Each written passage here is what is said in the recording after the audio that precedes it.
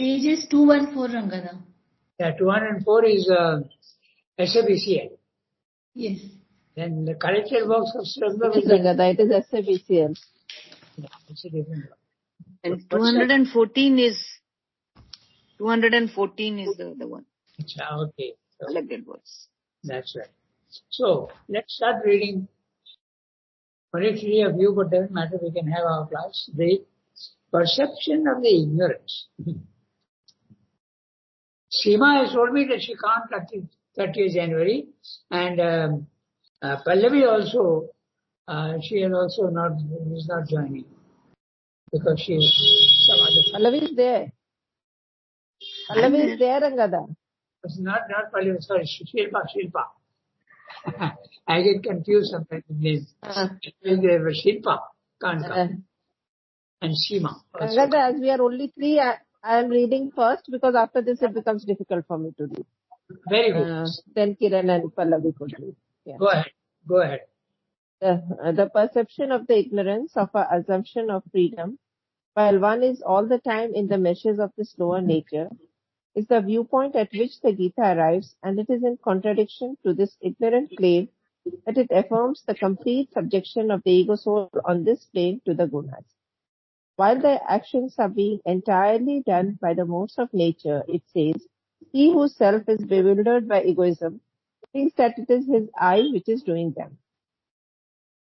But one who knows the true principles of the divisions of the modes and of works realizes that it is the modes which are acting and reacting on each other and is not caught in them by attachment.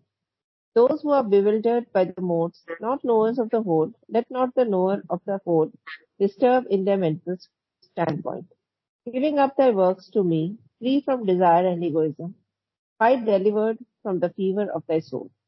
Here there is the clear distinction between 2 levels of consciousness, 2 standpoints of action, that of the soul caught in the web of its egoistic nature and doing works with the idea, but not the reality of free will, under the impulsion of nature, and that of the soul delivered from its identification with the ego, observing, sanctioning, and governing the works of the nature from above her.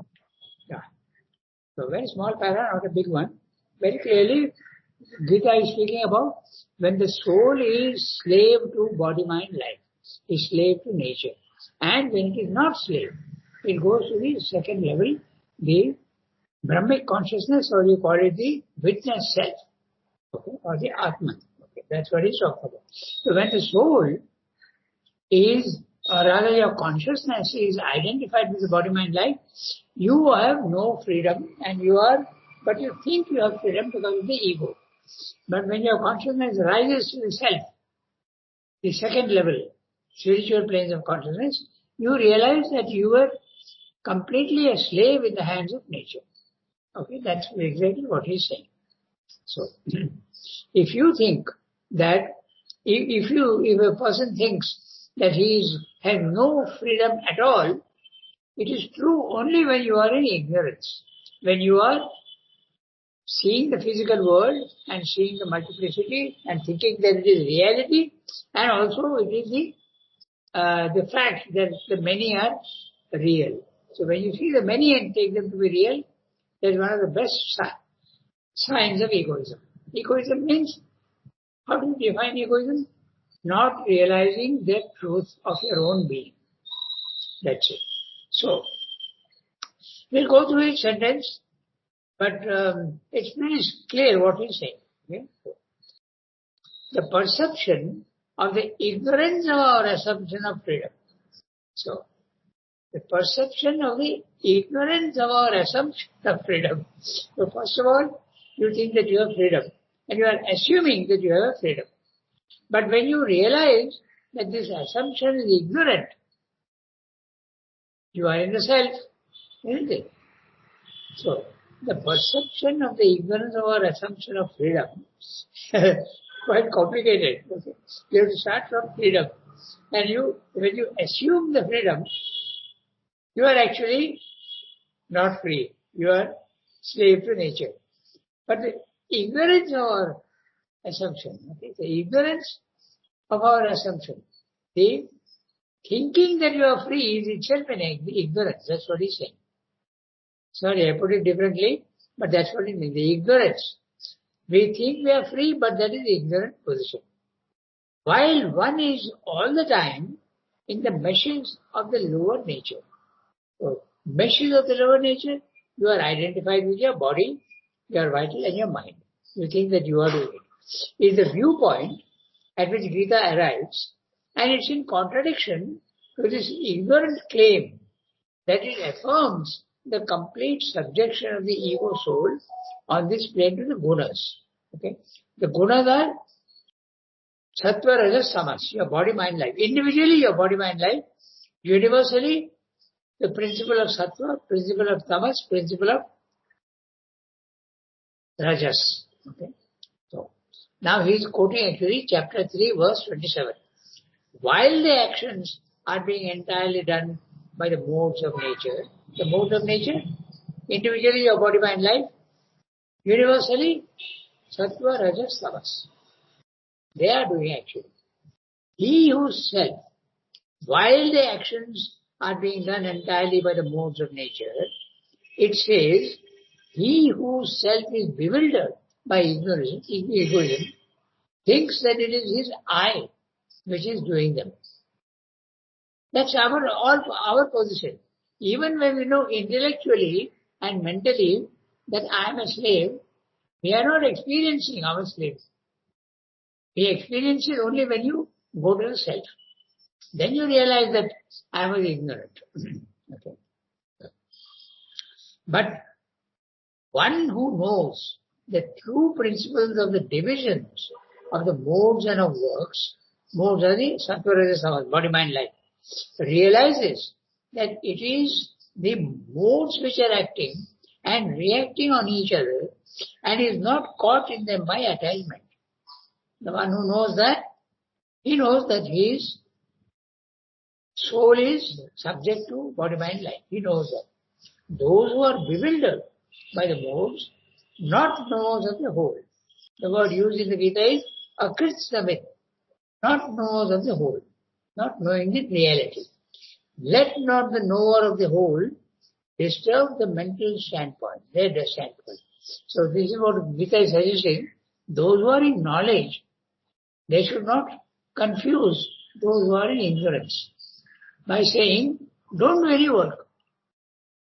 Then it's a totally wrong thing. Even when they are in ignorance, let them continue to do the work. It doesn't matter. That's the whole point. Let not the knower of the whole disturb their mental standpoint. Giving up their works to me, free from desire and egoism, fight, delivered from the fever of thy soul. Okay, so.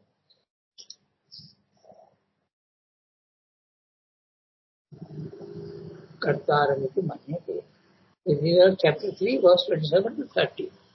Okay, so then clearly, Gita is speaking about two levels, which is there in the last bit of the, I think it's one last sentence. Giving up thy works to me, free from desire and egoism, fight, delivered from the fever of thy soul. This is the advice of the Gita, that depend on the divine entirely, giving up your works, okay, to me, free from desire. Don't have any desire and egoism, that also you offer to the divine, and continue to fight. Fight means, here he is talking about the fighting means to, the reference is to Arjuna, who is refusing to fight. So he says, you give up your works to me and you continue with the fight that you have to do. Here, there is a clear distinction between two levels. Level 1, level 2, which I call. Ranga also is using the word level. Okay. Kshara and Akshara. Kshara is the mutable. Your psychic being is mutable. It's the true, essentially it's a true part of you, true part of the divine, but it is ignorance. It is thinking that is body, mind, life. Okay? But when it escapes from the body, mind, life, it is Akshara. Akshara, no mutability at all. That's the self. The psychic being you can consider as the ambassador of the self. both are divine elements, but one is static, that is self, when you go out of your body-mind life. And when you are in your body-mind life, if you realize the self, soul, you are not free. When you realize your psychic being, it tries to purify you. All your thoughts, all your actions are turned towards the divine. But you are not yet free. The freedom comes only when you go to the self. Level 1, level 2. And the Gita speaks very clearly of level 3, which is the Purushottama. And Purushottama is one aspect of the supermental. It is not fully supermental, but it is one aspect of the supermental. So there you have the power to change your body-mind life also. That's what it is. Okay. The last bit. Here, there is the clear distinction between two levels of consciousness, two standpoints of action. That of the soul, caught in the web of its own of its egoistic nature, that's our condition, and doing works with the idea, but not the reality of free will, under the impulsion of nature. Nature is making us, that's level 1. And that of the soul, delivered from its identification with the ego, observing, sanctioning, and governing the works of nature from above her. So this is the self. The self is observing. That's why it's called a witness self, Sakshi. It's a consciousness which is only watching. It is not making any judgment. It is simply saying things. Oh, this is red, this is blue, this is yellow. But not making any judgment that this is superior to that or finding fault with it. No finding fault. Just saying everything. That is why very often the image of the self is given as a camera. See, when you are watching a scene, okay, so suppose let us say you are going in the road and there is an accident or two people are quarreling. Okay, when you are seeing, you are in ignorance and you are judging who is right, who is wrong. Okay, and you feel that this should not be done. This is the victim. This is the aggressor. You are thinking like that. But if a journalist comes with his camera and takes a picture, there is no judgment at all. It is the actual thing that is happening in this recording. This is what happens with the witness self. You are looking without any judgment. Okay. That's why there is a looking, observing. Look at the words. He's putting a lot of stress on observing, sanctioning and governing the works of nature from above. Now the word sanctioning is very interesting. You are seeing your own body-mind life with its old habits. Okay? And some of the habits may not be the right ones. But in the beginning, you are sanctioning. But when you go, your consciousness rises to the self, sometimes there is a choice. In the beginning, you are not. But when you start going slightly higher than the higher mind level, then you sometimes reject some actions and allow some actions to happen. This is a very interesting phenomena in yoga. Sometimes, even those things which are desire-driven are allowed by the self. Are allowed. Why? Because it is a apparently wrong action, but it can be turned and made into a right action. Say, desire is your vital wanting a wrong thing. But the desire can also be wanting the right thing, slowly. So that many things sometimes are allowed to continue. And a time comes when you realize that what you are continuing, that is turned towards the right direction. So that's why it is sanctioning. And when you say sanctioning, it doesn't necessarily mean approving only of the good things and not the bad things. Okay? It is actually approving of all.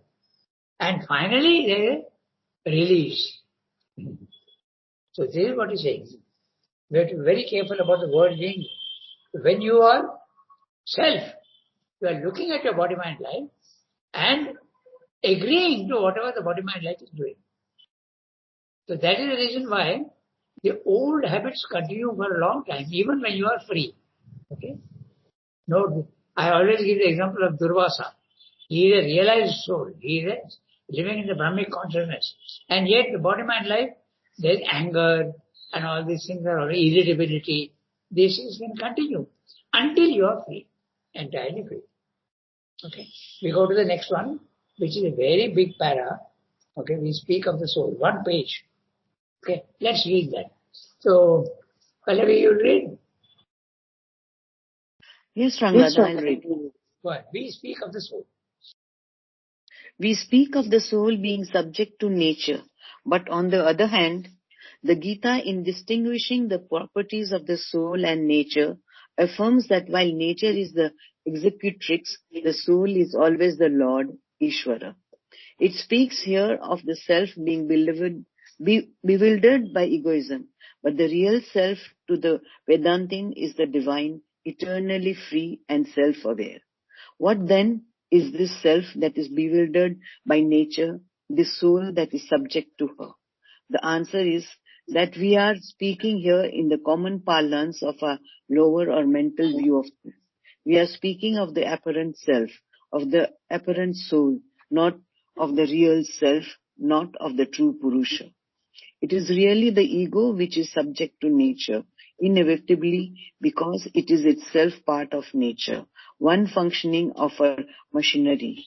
But when the self-awareness in the mind consciousness identifies itself with the ego, it creates the appearance of a lower self, an ego self.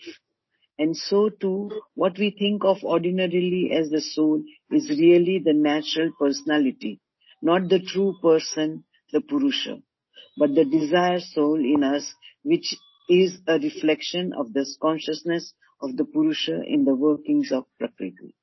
It is, in fact, itself only an action of the three modes and therefore a part of nature.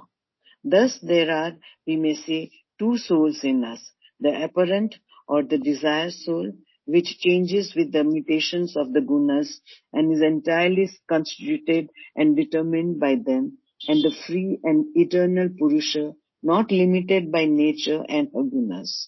We have two selves, the apparent self, which is only the ego, that mental center in us which takes up this mutable action of Prakriti, this mutable personality, and which says, I am this personality, I am this natural being who am doing these works, but the natural being is simply nature, a composite of the gunas. And the true self, which is indeed the upholder, the possessor, and the lord of nature, and figured in her, but is not itself the mutable natural personality.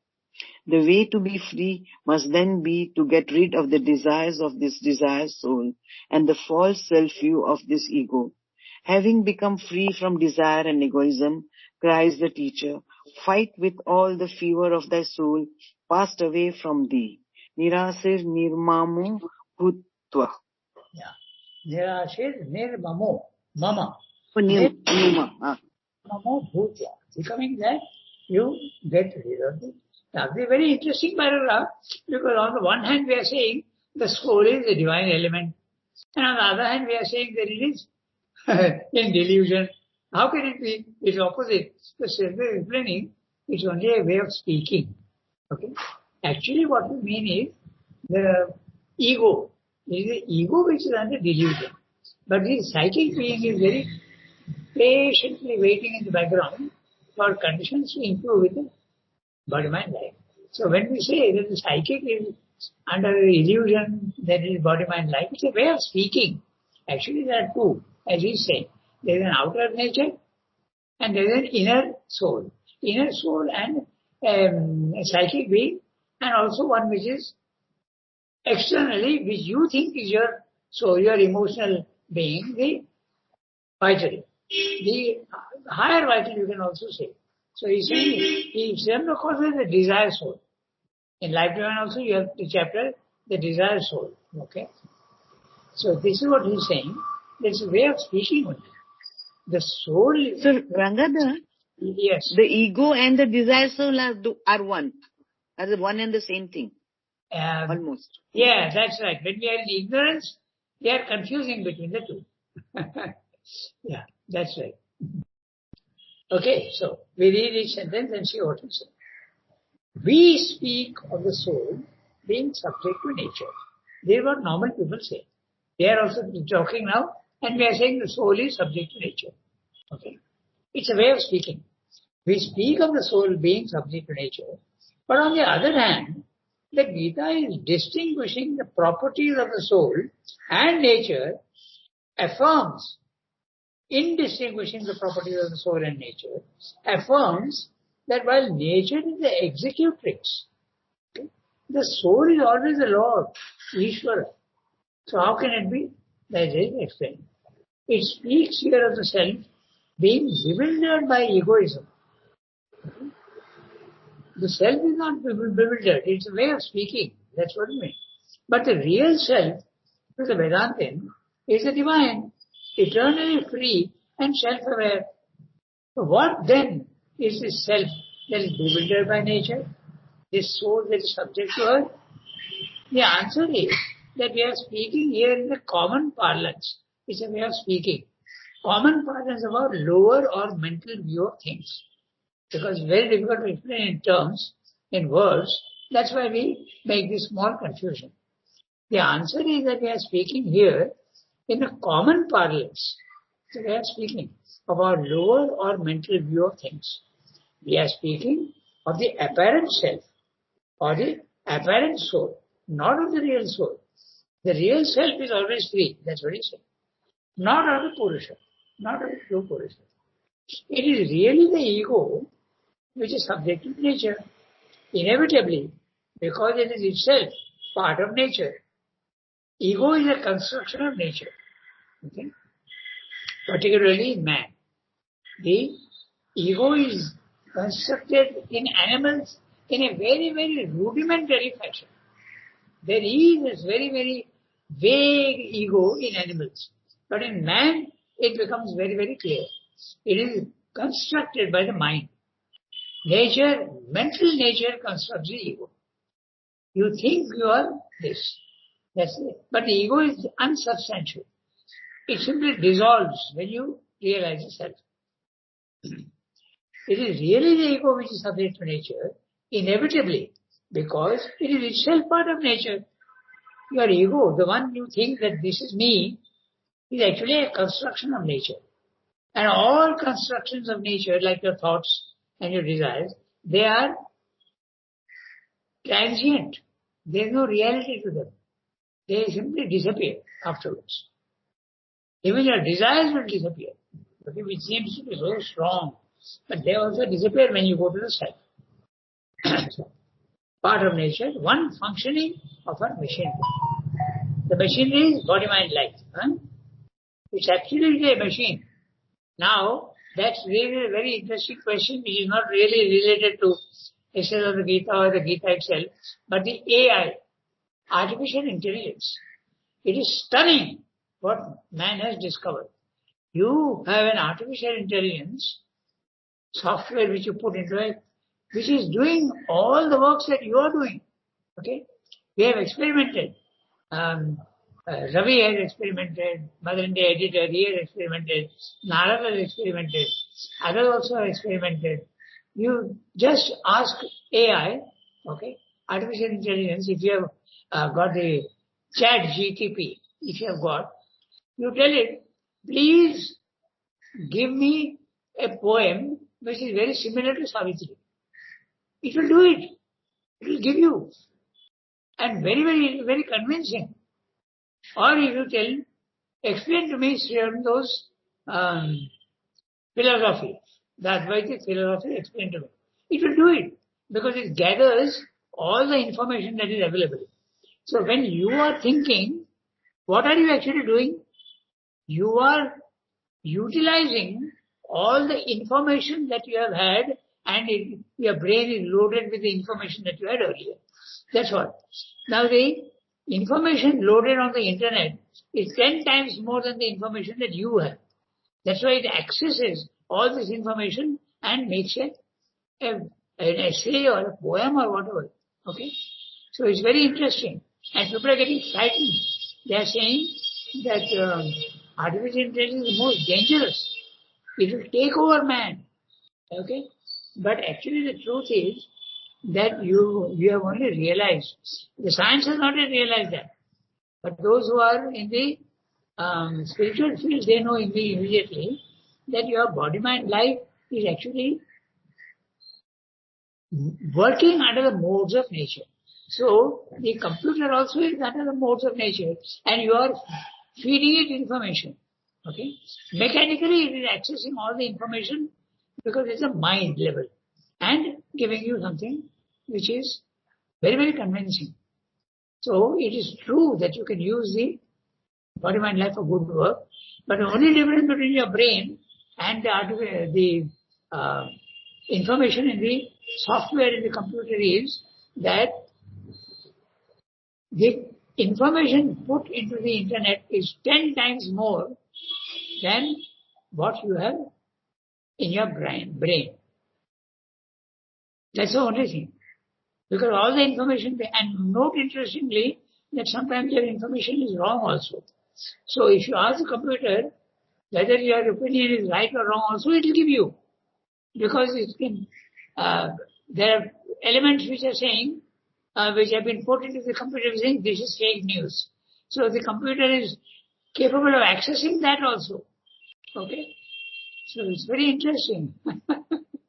So what the science has realized is that actually man is a machine. Okay? Very clearly, that's the word he is using also. Okay? Where that sentence is saying machine? Here it is. It is really the ego which is subject to nature, inevitably, because it is itself part of nature. One functioning of her machinery. Your body, your vital and your mind and the ego is a machinery. And it is working. Okay? It works at that level. But what's the difference then? There is a soul, the divine element, which is absolutely absent in the computer. That's the only difference.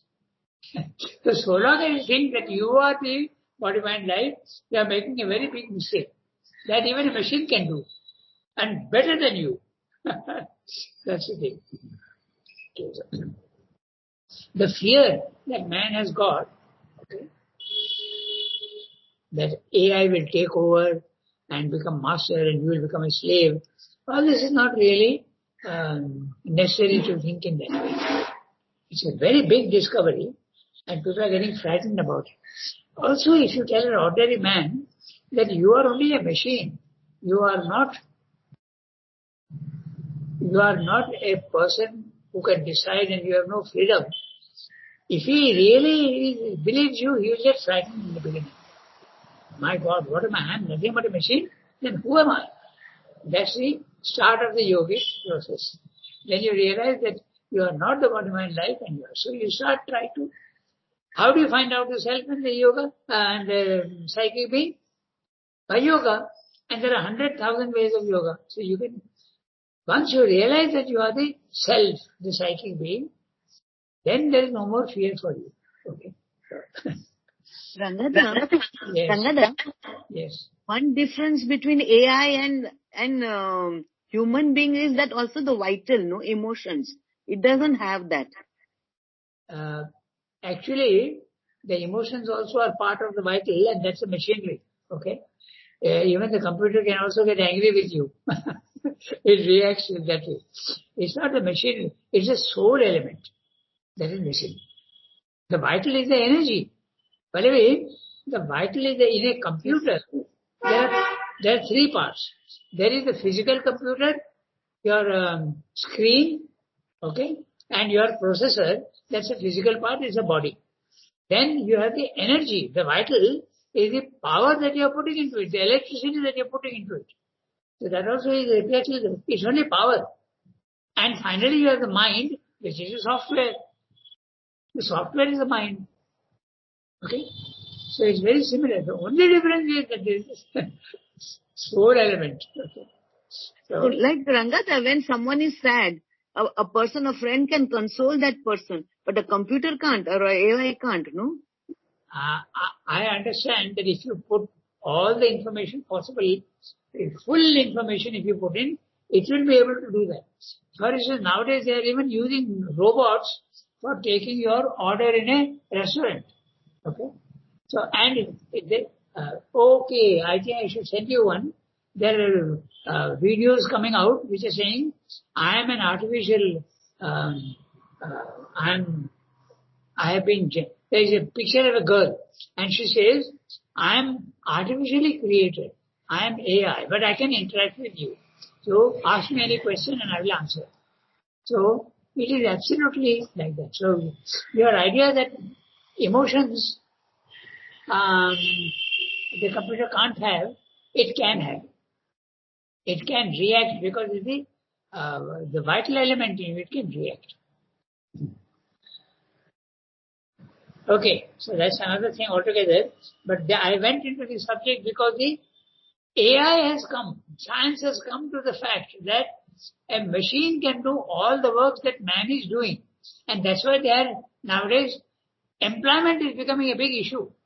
You know, what you are doing 8 hours work, the computer will do in actually 2 minutes. Okay? So, even take very simple example and stretch it. The calculator is doing huge calculations in 2 seconds. Whereas you may take 5 minutes, 6 minutes to do the addition and the multiplication. So the machine can do far better than what you are doing because it has got access to all the knowledge that you have given it. Okay, that's the software. It's a very interesting subject, and people are very huge hullabaloo about this AI. Where are we going? What are we doing? Nothing to get frightened about actually. It is making man free from physical needs and he is now free to look for other things. It will be easier for man to look for his soul or self or self-will. Okay? It's a very interesting thing. Anyway, let's continue and finish the para. It is really the ego which is subject to nature, not the soul. Huh? That's why it's a way of speaking. Inevitably, because it is itself part of nature, one functioning of our machinery. But when the self-awareness in the mind consciousness identifies itself with the ego, it creates the appearance of a lower self, an ego self. That's why you can speak of the ego as the shadow of the self. It's got the same outline. So you think that that's me. And so too, what we think of ordinarily as a soul is really the natural personality, not the true person. The natural personality is your vital. The soul is really a natural personality, not the true person, the Purusha, but the desire soul in us, which is a reflection of the consciousness of the Purusha in the working of Prakriti. Simply using the word desire soul because in the West, okay, or even in India, when you can see the life element going out of the body, okay, sometimes you can see those who are perceptive, when the person is about to die, okay, the vital also comes out of the body. The mind comes out of the body, the vital comes out of the body. And the vital, if you are very subtly capable of seeing subtle things, you will see actually a smoky thing coming out. Okay, it's very smoky and vague. Okay? That's why people can see ghosts. A ghost is nothing but the vital energy which has taken a form, very subtle form. So ghosts do exist. And that is to be mistaken for the soul. That's why Swami is calling it the desire soul. Okay? If you are subtle, you will be able to see these ghosts. What is a ghost? A ghost is nothing but the vital formation in a human being which is not dissolved. After death, it cannot remain in a body because the body is being destroyed. So it continues to exist without being dissolved. Why? Because it's got a very strong formation of either attachment or of will, unsatisfied desires. So that the form doesn't dissolve very easily in such a case. So those who have the power can actually dissolve that. In other words, the soul is trapped in the vital being, and when the person who has mother can, for instance, do that. Okay, they can let the soul become free from the vital formations. That those have the power to do that. I think I told you once a very interesting thing about Benjamin. Maybe Pallavi remembers Benjamin. You remember Benjamin? Benjamin. Okay? Yes, the cycle. That's right. Cycles and mattresses and all that he used to make. When his body passed away, he did not know that he is dead. He is still in his vital and mental being. The body is gone, but he is going to mother and complaining to mother. Why are they changing my room? Why are they doing this? Why are they doing that? So mother had to very clearly explain to him, and that in what I would say is that mother had to separate his soul from the vital formation. The formation has to be destroyed, then he knows that, oh, I am the self or the soul. So similarly, so first the body dissolves, then the vital dissolves, and then the mental dissolves. So these are all formations which can trap the soul. That's what happens. Okay? So that's why Shabda is saying desire soul. Alright. It's very, when you go into detail, it's very interesting how it works. Okay? So now Shabda is saying the two souls. Okay? So you have the desire soul and you have the real soul. Thus, there are, we may say, two souls in us. I've got 2 minutes to finish the paragraph. Two souls in us. The apparent or desire soul, which changes with the mutations of the gunas and is entirely constituted and determined by them. Determined by whom? By the gunas. Which are the gunas? Sattva, Rajas, Tamas. Which are the elements of the nature. Okay? So they are actually constituting your vital being and mental being. They are entirely constituted and determined by them, and the free and eternal Purusha, not limited by nature and the gunas. So on the one hand, you have the true soul and you have the false soul. The false soul is the ego, which is a reflection of the soul. We have two selves. The apparent self, which is only the ego, that mental center in us, which takes up this mutable action of Prakriti, this mutable personality, and which says, I am this personality. I am this natural being who am doing all these works. But the natural being is simply nature. Which is a natural being? Body, mind, life. Body, life, mind. Simply nature. A composite of the gunas. Okay. There is a universal matter and your body is a small portion of that universal matter and given a shape. That's all. Your vital is one small element. It's a portion. It's just like you dip your glass into water and bring it out. That water in the glass is the same as the water in the tank, but it's a small formation of that. So our vital is nothing but a small formation of the universal energy that is there everywhere. Exactly the same way your mind. So you are just a small microcosm of the macrocosm. But we mistake the minor for the major. That's what Sadhu is saying. But the natural being is simply nature, composite of the gunas.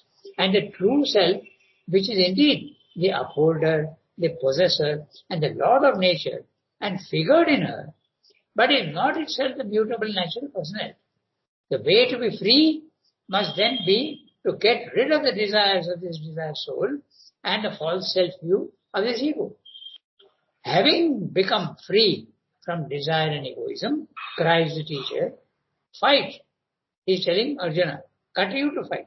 With all the fever of thy soul passed away from thee. Nirashir nirmamo bhutva. Okay? So, although we know intellectually that we are not the body, mind, life, we are the soul, but we are completely ignorant of the soul. So long as that we mistake it for the ego. Okay? So, but even intellectual knowledge does help because you try to understand and you start the process of trying to understand who you really are. Okay? So we stop here today and I'll make a note 205, this view of our being. Okay, au revoir. Only 3 of you today. Bonne journée. Merci beaucoup, Ranga. Au revoir. और 205.